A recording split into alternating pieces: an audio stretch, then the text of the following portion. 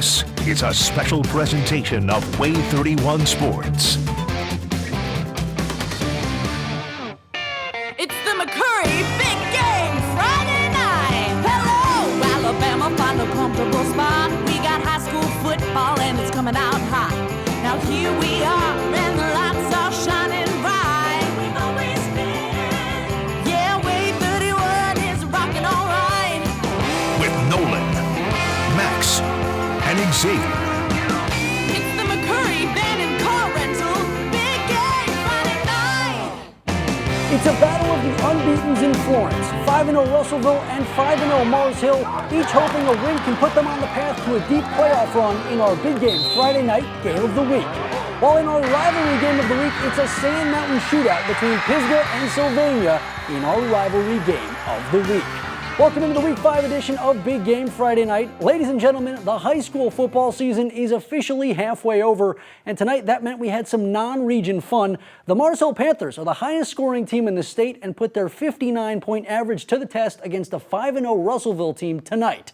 So it's out to Florence, where at the end of the night, someone will be 6-0. Down 3 early, Griffin Hansen rolls to his right and fires a pass to Cannon Pig. Russellville's Gunnar Sappington coming in like a freight train and forcing the fumble as the Golden Tigers have a golden opportunity, and they won't waste it. Cameron Finisi through the line and into open space, winning the foot race for a Tiger touchdown, putting them up 10. But Mars Hill's Griffin Hansen is a true gamer, rolling right behind his blockers and then cutting left when the window opens, and he's gone. I mean, I don't know where he is, you don't know where he is, no one does. Most importantly, Ardmere doesn't, but guess what? He's in the end zone. That's going to be a touchdown for the Panthers. But unfortunately, he'd roll into some trouble later near his own goal line, coughing the ball up as Ardmore takes over again. That would lead to another Tiger touchdown. Harrison Birch fooling everyone on the keeper as the Tigers take an 11-point lead, but that wouldn't be enough to stop the Panthers tonight. They rally to win it, 27-24. Well, I mean, once this game's behind us right here, we use this game to get better for ourselves, and hopefully we can keep this rivalry going. That's 2 years in a row it's coming down to the wire. It was a hard-fought game. It's great high school football.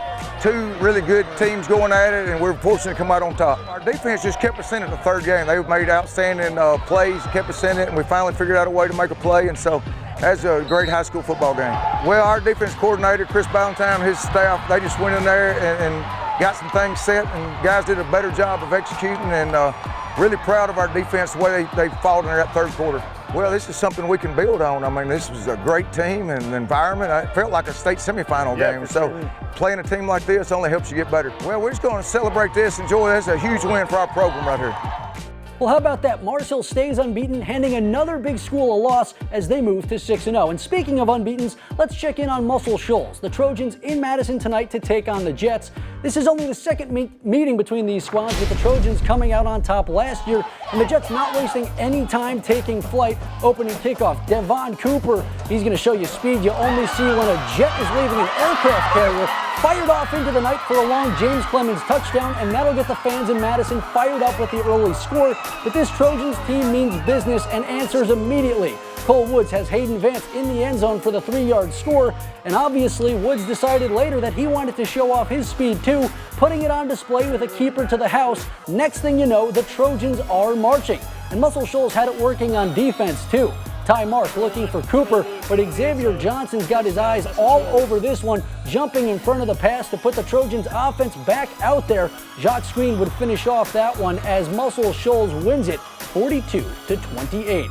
Staying in 7A, the Florence Falcons were 2-3 heading into tonight's matchup against the Minor Tigers, and a pretty even matchup with the scoring, similar records, but in the end, Florence comes out on top, moving their record to 500 as they take it 27-14.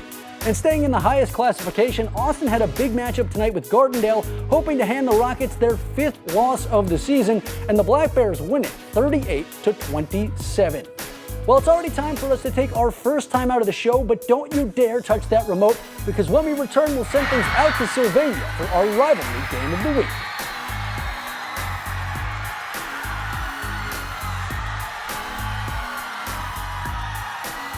Stay tuned for more Big Game Friday night.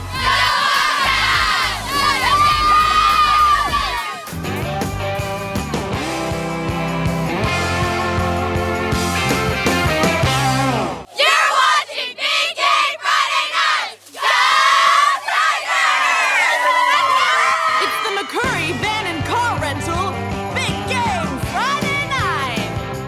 Welcome back into Big Game Friday night, everyone. Through 6 weeks of the high school football season, region standings are starting to take shape.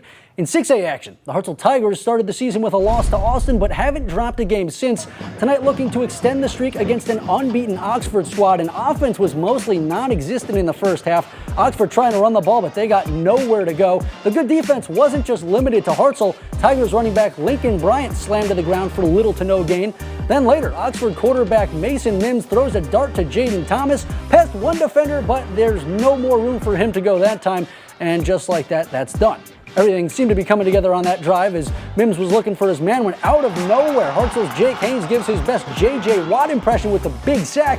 This would be a very close game, and Hartselle comes out on top, 22-21.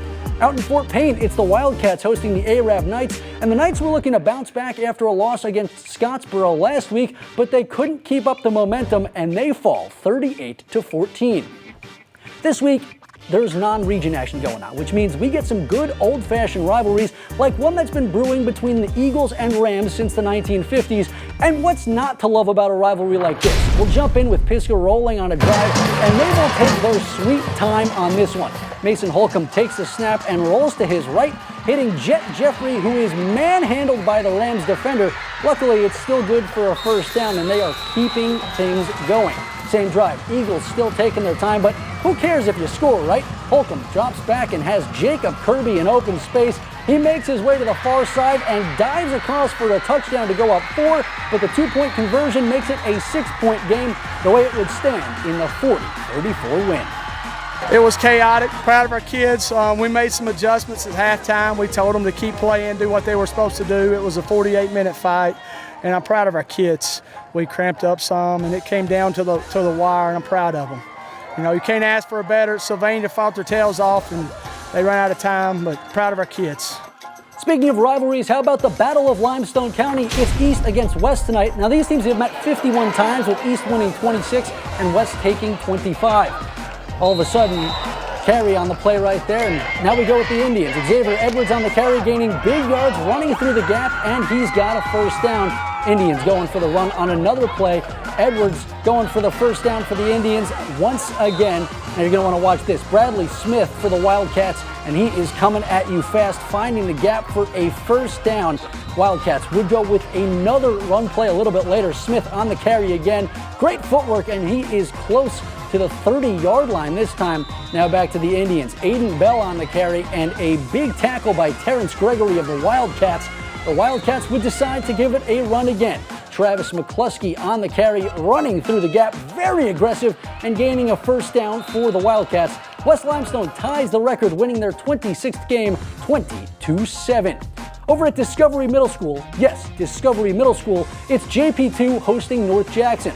Both teams looking for that first win of the season. Luke Songy back to pass, and he'll hit the pump fake and then roll right, hitting Mark Andruski in stride as the Falcons pick up some serious ground through the air.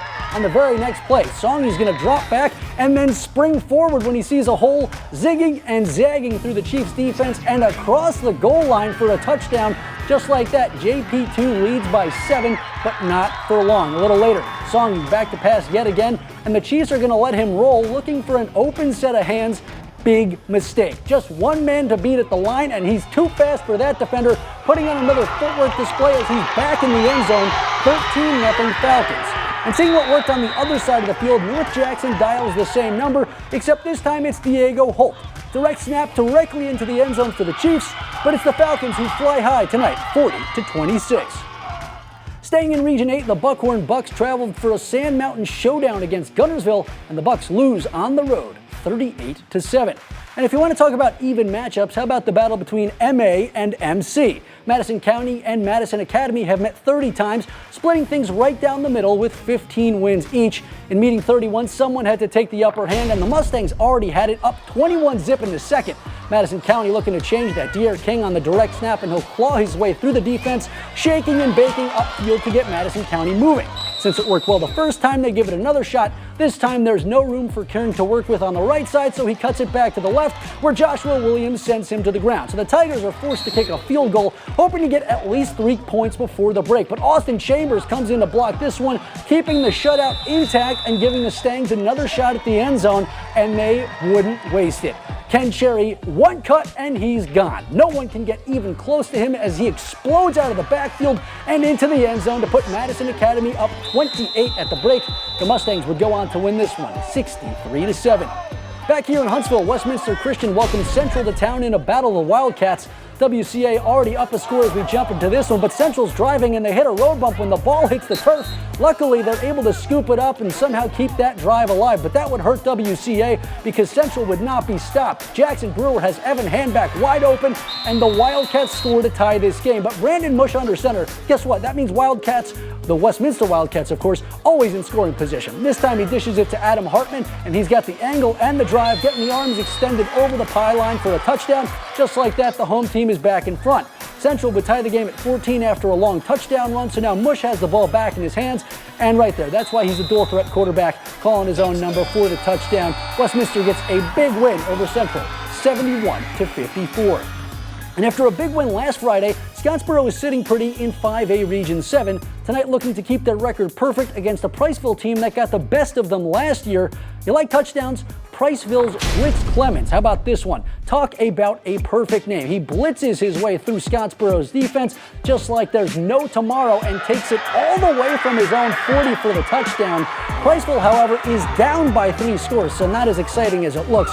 They turn the offense back to Blitz Clemens a little later, and he's going to pick up a nice run for a first down, but Scottsboro is not going to take their foot off the gas. Already up big. Quarterback Jake Jones says, "It's my turn." He barrels through the Priceville defense, and that sets up another big one. Running back Jacoby Edmondson is going to take the handoff, and he is going all the way. A dominant night for the Wildcats. They win on the road, 48-14. In some other 5A action, Brewer and Sardis battled things out at Lions Stadium. Sardis used the home field advantage and came out on top, 21-14 over Brewer, while Boaz ran into Southside, and that team had 4 straight wins, and they pushed them into overtime. Still, the Panthers added another check to the win column, 48-45. All right, well, it's time for me to catch my breath, but don't move a muscle. When we come back, we turn the spotlight on some of our smaller schools with more scores and more highlights just after the break.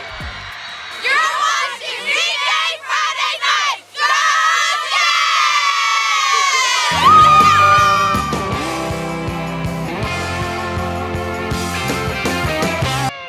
It's the McCurry Van and Car Rental Big Game Friday Night. All right, everyone, welcome back into Big Game Friday Night. Tonight in Elkmont, it's the Red Devils welcome a winless Ardmore team to Boss Hill Stadium. And Elkmont's going to open the playbook early against the Tigers.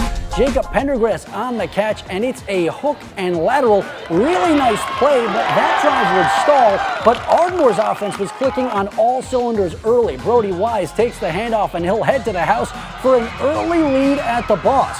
The Tigers would stick with it. Alex King looking to the skies, and Noah Stafford brings it in and goes for a jog all the way across the goal line. Ardmore up 14. And their defense would say, hey, we want to get in on that scoring fun. Cameron Jarrett picking off the pass and dashing through the grass to put the Tigers up 3 scores, and the Tigers would win it 41-14 over the Red Devils.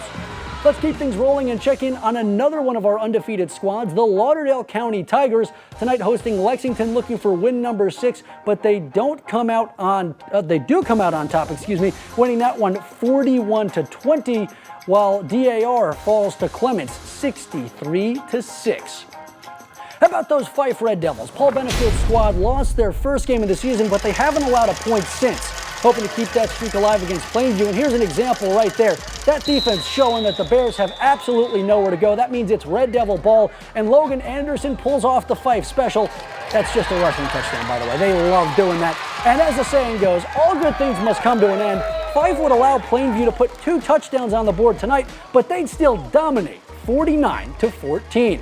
The nation's longest losing streak stands at 76 games and belongs to Huntsville's own Columbia Eagles. Tonight they look to do the unthinkable and win their first game since 2015 as they squared off with Tanner. And it's Tanner's High's homecoming. They start with a run play through the gap. Talion Hall on the carry, giving the Rattlers a first down. And look at that, that is a beautiful piece of running right there. A little bit later, Columbia's Antoine Settlers is going to go get a first down. A nice run play right there, and he's going to head out of bounds. Columbia first down. Rattlers going to head and switch things up. Now it is number 2 on the carry, and this kid is fast, but that one was swiped by the Rattlers. Columbia now, Hakeem Dunnigan on the carry with a great spin, and he's only going to gain 2 yards on this play. Later, it's Settlers on the carry, and he's going to get about as close to getting out of bounds as he can keep things going from a big gain. And a bit later, it's Wilson Pilemon going for a quick pass play, but he's going to end up getting sacked. Daryl Howard back up for Columbia. Columbia keeps its losing streak going, dropping to 0-6 in this one. How about the Hatton Hornets? The team is off to a 4-0 start for the first time since 2004, hoping to make it 5-0 against East Lawrence tonight, and they keep their perfect record, winning 34-30, while at Brindley Mountain, the Lions trying to snap another losing streak as they welcome Woodville to town, and the Panthers would win 50-6. All right, well, it's already time for us to call our final break of the show, but don't go anywhere, because when we come back, we've got a battle between two teams that need a win. It's Waterloo and Sheffield, right after the break. Stay tuned for more Big Game Friday nights.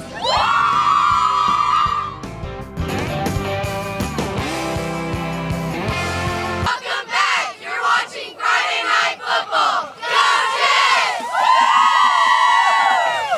It's the McCurry Van and Car Rental Big Game Friday Night. All right, welcome back into Big Game Friday Night, everyone. Halfway through the season, some teams are unbeaten, others are still all beaten. Tonight in Waterloo, the Cougars hosted the Bulldogs with both squads still searching for that elusive first win. And after an exciting night of play, Sheffield can put a check in the win column. The Bulldogs beat Waterloo 42-0. And of course, we can't forget about college football. We've got a busy day tomorrow in the SEC. In Starkville, the 12th ranked Tide will look to keep things rolling in SEC play as they square off with Mississippi State. The Bulldogs have rolled in each of their last 15 meetings with the Bulldogs, and we'll hope to keep that streak alive when that one kicks off at 8 o'clock tomorrow night. And down on the Plains, Auburn welcomes top-ranked Georgia to Jordan-Hare Stadium for the 128th meeting of the Deep South's oldest rivalry. The Tigers have lost their last 6 meetings with the Bulldogs and will look to upset the back-to-back champs when that one kicks off tomorrow at 2:30. Back here in Huntsville, the Alabama A&M Bulldogs are hosting an undefeated Tuskegee team tomorrow for homecoming at Louis Cruz Stadium. The Bulldogs have won their last 2 meetings with the Tigers and will look for another dub when that action gets underway at 2. And you can watch that game right here on Way 31.6. And of course, last but not least, it's also homecoming for North Alabama. The Lions welcome Eastern Kentucky to Brawley Stadium for a 6 o'clock kick, still searching for their first win in United Athletic Conference play. Way 31 is also home of the MLB Wildcard Series games. There are games slated for Tuesday and Wednesday afternoon, as well as Thursday if needed. Right now, the time of the first pitch is still up in the air, but MLB officials are expected to make a final decision by Sunday. All right, well, before we sign off, we have to take our time to thank everybody who makes this show possible, especially our radio sponsors helping make this show a reality each and every week. And of course, a massive thank you to everyone that actually helps put the show on the air. All of our shooters, everyone in production, our EP Sarah Jones, everyone that's on the sidelines, and everyone that's helping us put the scores in. We absolutely would not be able to do it without you. And that's what makes Way 31 such a great place to be your home for high school football. And of course, to finish things off this week, we're going to end it the same way we do every Friday night with our Big Game Friday Night Top Lights. Good night, everybody.